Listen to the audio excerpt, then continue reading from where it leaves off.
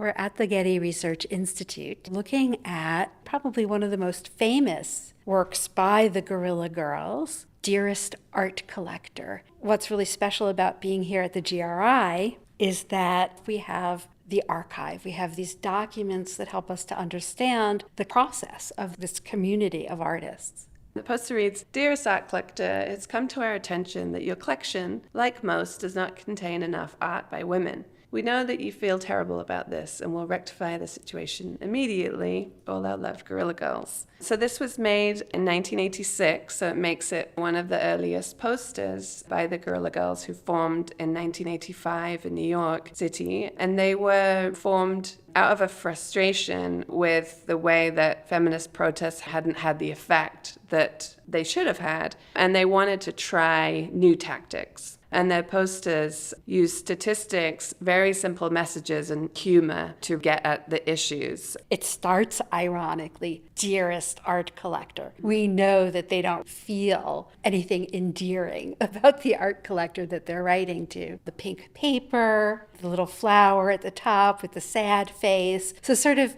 leaning in to ideas of femininity, ideas of how women artists are not serious. Up until this point, all of their posters had been black and white. Futura bold, very direct, very simple. And this one departs from that method. What we found in the archive was what we think is probably the prototype of the Dearest Art Collector letter. It has whiteout where it says Art Collector, so they were deliberating on who this was going to be addressed to. They were interested in addressing all different aspects of the art world. So it could have also been addressed, Dear Art Critic, Dear Museum Curator, Dear Male Artist. The Dear Art Collector poster was done in 1986, but then in 1987, the Guerrilla Girls did an exhibition at the Clock Tower, and they were reviewing the Whitney Biennial, which is one of the most important events of the art world, and it was notoriously bad for lack of inclusion of women and artists of color.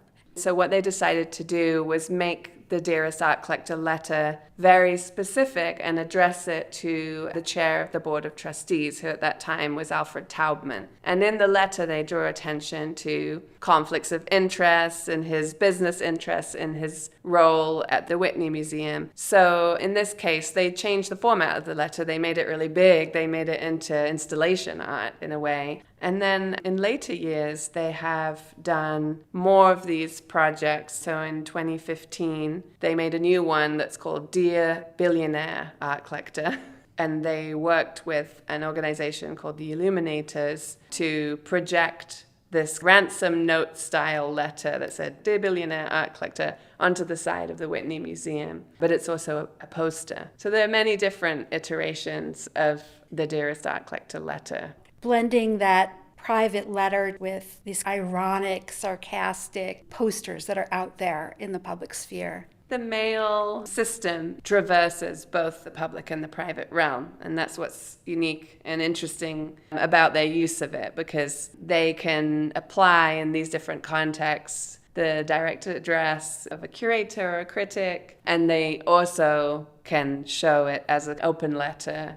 We have a postcard that was addressed to a curator at the Museum of Modern Art called Margaret Rowell, and it's another example of writing specifically to a person. So in this case, they objected that the exhibition Objects of Desire, the Modern Still Life, only had 4 women included out of 71 artists. And they take one of the objects that was included by Merritt Oppenheim, which is her famous furry teacup and spoon with Guerrilla Girls' heads inside the teacup. And they suggest that they rename the show, The Objects of MoMA's Desire Are Still White Males. And then they sign off, Lots of luck, Guerrilla Girls. Another thing to mention about the posters is that they had this P.O. box, and that invited a real flood of fan mail, people who were just interested in getting a poster for their wall or for their class. I can imagine this pent-up anger and then seeing these posters and wanting to join. What they landed on is that they suggested that everyone can do something, and that makes you an honorary Guerrilla Girl. I just want to go back to the poster itself and the the last line, which really strikes me in a tragic and also very funny way. We know that you feel terrible about this and will rectify the situation immediately. And of course, here we are 40 years later, and we know that there's still so much to be done in order for there to be real equity in the art world. I think it's fair to say that they did have a huge impact on the art world, and there are cases of curators who, when they were younger, learning about the Guerrilla Girls' work, and then they set about the rest of their careers trying to rectify things. Of course, there are a lot of people doing this work, but there's a lot still to be done.